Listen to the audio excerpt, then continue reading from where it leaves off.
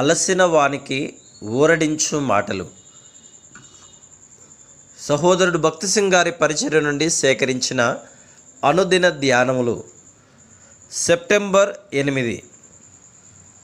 మన సంతోషం పరిపూర్ణమగుటకై మేమీ సంగతులను రాయుచున్నాము. 1 యోహాను 1:4. నీవు డెన్మార్క్ దేశమునకు వెళ్ళిన ఎడల ఒక్క బీదవాడిని కూడా కనుగొనలేవు.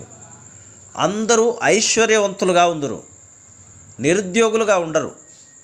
అందరికీ మంచి ఉద్యోగములు ఉండును. అక్కడ టీబీ హాస్పిటల్ కలదు, కానీ రోగులు ఎవరూ లేరు.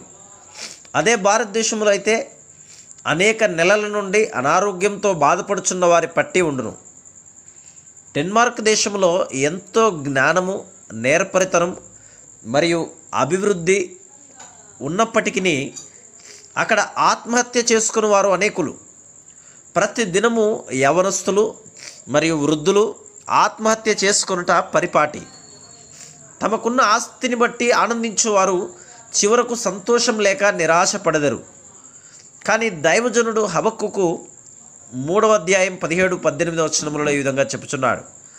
అతడు అన్నీ కోల్పోయినను దేవుని యందు సంతోషించెను. విశ్వాసికి సంతోషం అతని భూమి, గృహము లేక ఆస్తి అంతస్తులను బట్టి కాదు. ఆ సంతోషమును నీవు కనుగొన్నావా? దాని కొరకే ప్రభు అయిన యేసుక్రీస్తు ఈ లోకమునకు వచ్చెను. ఆయన ప్రేమతో ఆ సంతోషమును అందరికీ, అనగా ఏ ప్రాంతంలో ఉన్న వారికైనాను ఇచ్చును. ఎల్లప్పుడూ ఆనందించుడి, మరలా చెప్పుదును ఆనందించుడి.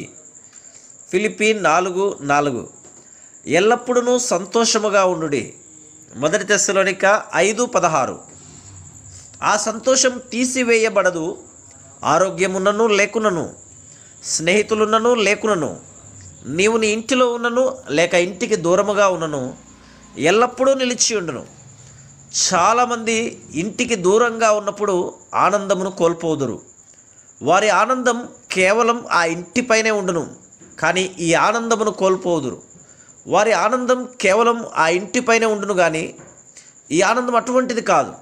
ఎక్కడ ఉన్నప్పటికీ సంతోషం కలిగి ఉండును.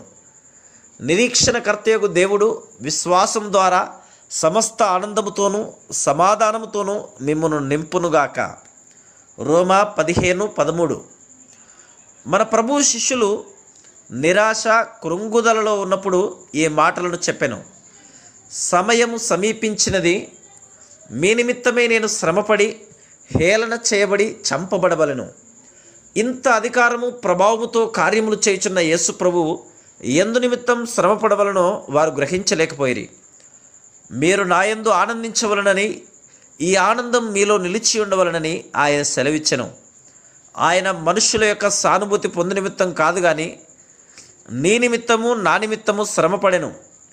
మనకు సంతోషం కలుగు నిమిత్తం, దానిని సంపూర్ణము చేయు నిమిత్తం ఆయన మన కొరకు శ్రమపడి చనిపోయెను. అంతేకాదు, ఈ ఆనందం దినదినమునకు అధికమగుచుండును. అయితే శిష్యులు ఆనందభరితులై పరిశుద్ధాత్మతో నిండిన వారైరి. అపోస్తుల కార్యములు 13:52. వారు మహాశ్రమల ద్వారా వెలుచుండిరి.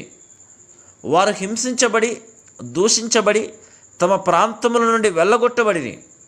అయినను వారు ఆనందముతో నింపబడిరి.